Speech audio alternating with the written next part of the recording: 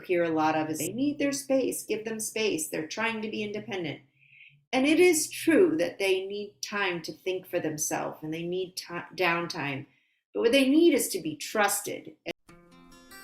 Welcome to the Hand in Hand Parent Club podcast. I'm Emily Murray, a hand in hand instructor and a mom of two. I'm Kathy Gordon, a single adoptive mom of a now young adult son, a hand in hand instructor, and we're both moderators of Hand in Hand's awesome membership program, the Parent Club. Every week we'll be answering a parenting question. You'll hear about Hand in Hand Parenting's powerful, respectful parenting tools. We'll share how they help you work with your child's feelings, especially when their behavior gets hard or confusing. You can feel good about using these tools. They've brought warmth and connection to our own families and to many thousands of families around the world who are using the hand-in-hand approach. That's why Hand in Hand and the Parent Club exist. We're here to support you and your family so you have more good, sweet, fun times together. Welcome, everyone. Last episode, we answered a listener question about how the Hand in Hand tool of stay listening changes as kids get older and how we recognize and respond to tween and teen tantrums. And so Kathy and I thought it would be fun to give the other side of the story to that listener question, which is the other tools change too. So this week we're focusing on connection and the tools of special time and play listening in particular. And so we brought in a special guest. Kirsten Nielson is a big fan of playing and wrestling as a way for us to connect throughout our entire lifetime, and is a mom of a 23 and 17-year-old and has been learning from them about play their whole lives. And we as hand-in-hand instructors have been the beneficiaries of Kirsten's learning as well, because she shares with us. And Kirsten also teaches a starter class just for parents of tweens and teens. And if you're interested in that, you can find more about that on the Hand in Hand website, events for parents. So wonderful, warm welcome, Kirsten. Thank you so much for being here with us. And let's jump right in, and maybe you can tell us a little bit from your perspective and your experience. How do we know what tweens and teens need from us? Because sometimes it feels like they don't even want to be in the same house with us, or maybe even not on the same planet with us. So it's hard to know what they need or want. Yes, it is. Yeah. And it's really easy as for parents to feel like they want to give up. And I think one of the things I like to tell parents of teens is like to remember that your tween, your teen is a member of a group of people who in our society, it is completely acceptable to make derogatory comments about. So you hear people like rolling their eyes when they say teenagers and, oh gosh, I have a teenager. And, they can say that to teenagers, around teenagers, about teenagers, and they're kind of hearing that and feeling that all the time. And we have, many adults out there who sort of treat teenagers as if they're like scared of them or worried about them, or just, there's not a whole lot of warm, relaxed trust. Wow, look what a wonderful human being and how intelligent you are that's getting aimed at our teens. And so it's no wonder that they kind of come home to us and we get sort of the, ugh, get away from me. Ugh, I'm not interested. Ugh, stop talking. Ugh, you're breathing on me.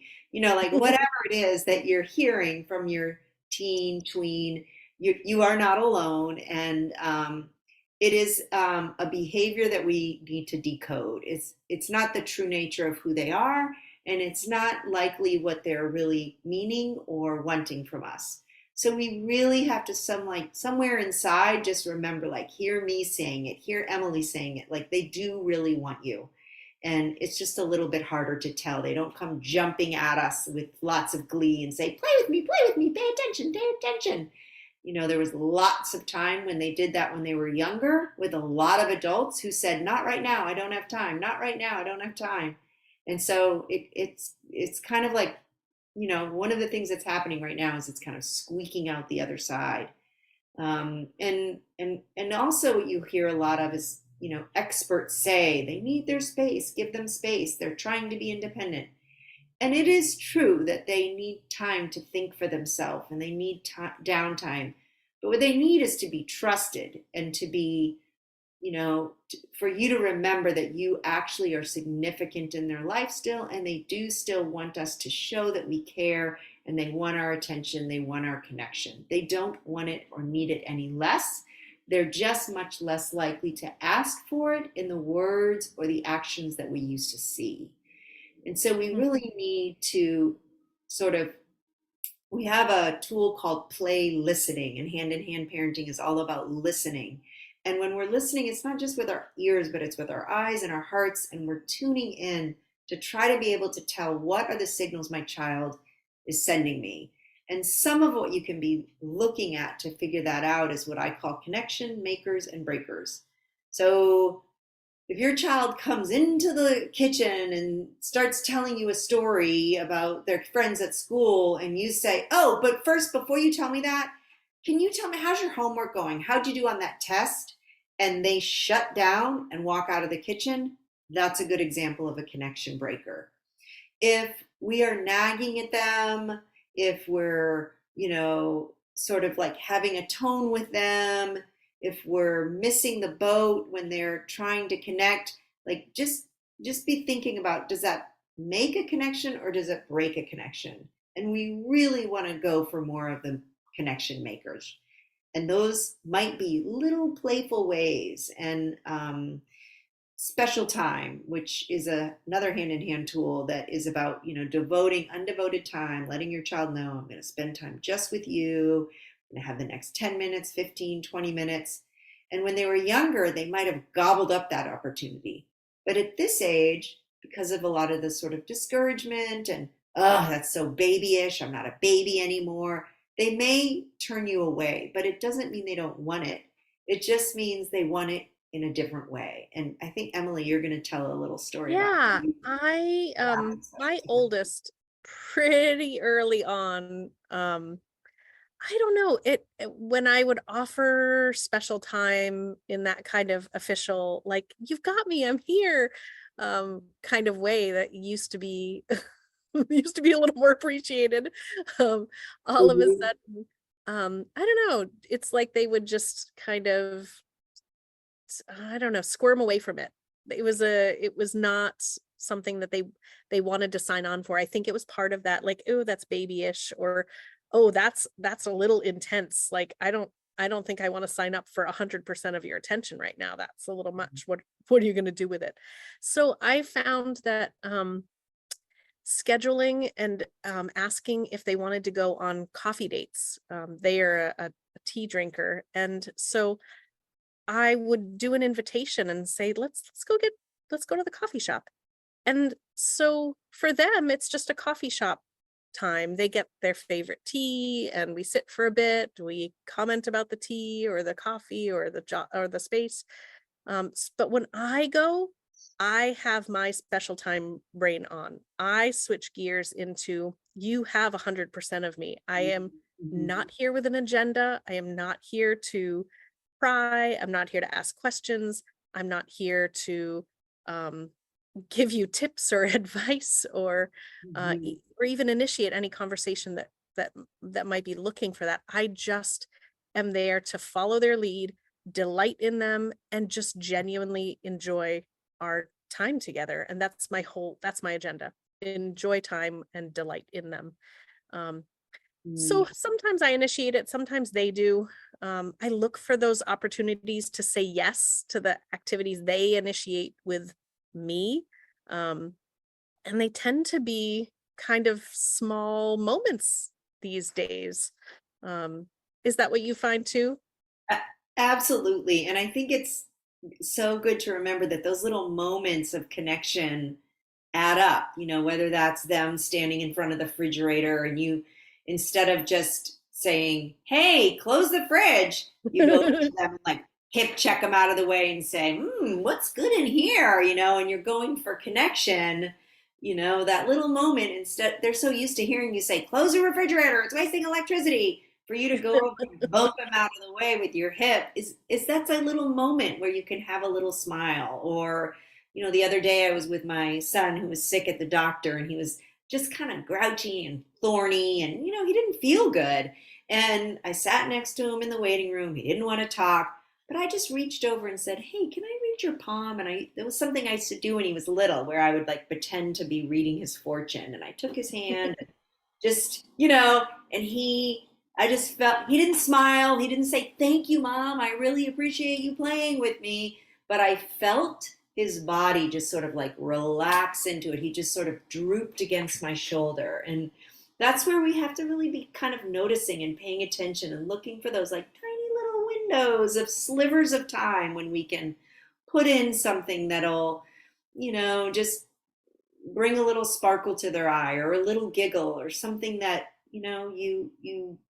you observe. You're being the experimenter. You're trying things out. It's good. 9 out of 10 of these things might fall on their face, but your persistence actually matters to them. They can tell that you're caring, and they really need a lot. They still really need that, even though they look so accomplished and, self-sufficient, and that they don't need us anymore. They're gonna, like, do you not need anybody to show you warmth anymore? You're a grown parent. You're a grown adult.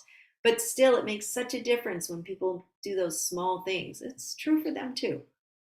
I wonder, you brought up one of the tricky things about being the parent of an older child is that dance of, do they need me right now or don't they? Do they want me right now or don't they? Their words are saying go away, but what are they really meaning here? So do you have some examples of what it really looks like to kind of find those nonverbal signals? Any examples of things you've I, seen that kind of tell you the real story, not just the words? I absolutely do. So I have a situation where I'm recently divorced this year. We're trying to figure out what it's like and how we do this. My son is living 1 week with me, 1 week with my ex. And I mean, talk about a connection breaker. We're separated for a week. And oftentimes when he comes back, he'll just be in a funk and disconnected. And he'll say, "Hey, Mom," and "I just want to be alone for a little while." And, we'll hear our kids say that. And the societal norm says, leave them alone, give them some space. And I do want to be respectful of his space, but I can also notice that the disconnect is where I can see he can't meet my eyes. He's not saying, "Hey, you know what I'd like to do? I'd like to be in my room for a little while and then I'll come back out and join you." Mm. It's sort of this tight, rigid, like, can't look at me, can't, he's just feeling the funk. And the other way that I can notice is he goes into his room, plunks himself on the bed, but he left his door wide open. I think it's such a great analogy. It's like, Mm. like, go away from me, but don't really. And so I'm just trying. I don't want to invade his space, but I also don't want to leave him stuck in the place where he feels isolated. And so I'm trying something. I'm experimenting. So I sort of like go in and I knock on the door, and he doesn't say come in, but he doesn't say go away. Okay, so Mm. then I go into his room and I go over to him and I stretch and yawn. I remember a game I used to play with him on the couch, which was like the lumpy bumpy couch, and I would sit on him on the couch, and I couldn't understand why the couch was so lumpy, and I would stretch and yawn. "Oh boy, I'm so tired." And I just kind of like lay across his legs on his bed, and, "Oh, this is such a comfy bed, except it's so lumpy." Oh, and he's saying to me, "Mom, get away." However, he's not pushing me off of him. He's not kicking me off of him. He's saying get away, but he's Mm. not really seeming to me like he actually wants me to leave. I Mm. think there's that persistence where, it's tricky. I don't have an exact formula for how you should do this or what's going to quote unquote work every time. You're just trying things. So I just stayed and, kind of like lumpy bumpy bedded him a little bit more. Ooh, oh, and now it's talking to me. And sure enough, after, a few seconds or minutes of this, like, if not really him pushing me off, but saying, "Mom," and then I start to see like the corner of his mouth turn up and he's giggling and he's just, you can feel him sort of like receiving me, wanting me, and he loves back rub. So then it turns into a back rub. And, it's like, it's not easy. It's not a simple process because I could have blown it and he could, but that's There a will good probably be many blow it Thanks. moments of Say it again. many blow it moments of experiments we try Many and blow it they moments. fail. And I want to say, even the moments that we blow, it's like, I think our children get the picture of us having intention. They really do. There's somewhere in there, even if they're mad at us, they can tell my parent is going for me. They're trying for me. They're not letting me float off into space here. Yeah. Yes, I feel like that's been a trust thing of mine as well, that my intention of, I actually do like you. I Yeah. like you and I think you're interesting, and I want to be available for you. I feel Yeah. like if I can just keep that signal going, Yes. then my door is open at least. And I can sometimes get through their door too. Yes. Well, we usually like to wrap up our podcast with one small thing that parents can try and experiment with. And I wonder if you want to leave us with a suggestion for folks. Yes, I do. So I'm thinking about how easy it is for, like, okay, we heard this podcast about play. Okay, I'm going to go in there and I'm going to tackle my child and we're going to get, I'm going to get the pool noodles and we're going to play. And those might be all great things, but I think there's a step before that. And that's the part about observing and being able to listen. So my suggestion, a challenge for the parents out there, is to just for like 1 week or 4 days, just notice the connection makers. What are the little things that you do that create a connection where your child stays a little bit longer, talks a little bit more, or doesn't huff off to their room, or is a little bit more willing to stay longer at the dinner table, or just something that you do that allows for a little bit more connection. They sit closer to you, or don't shove you off when you sit close to them. Like, what are those little things?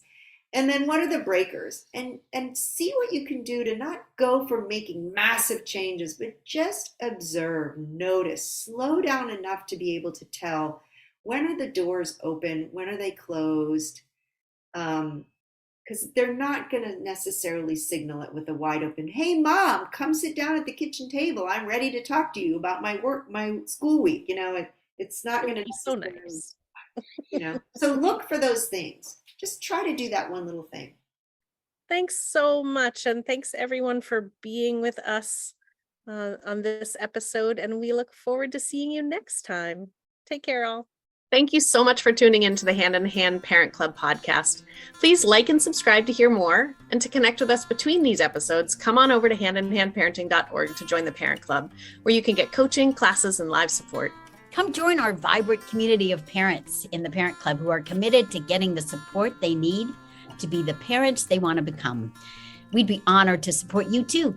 This podcast and the Parent Club are part of Hand in Hand Parenting, a nonprofit organization that supports parents all over the world.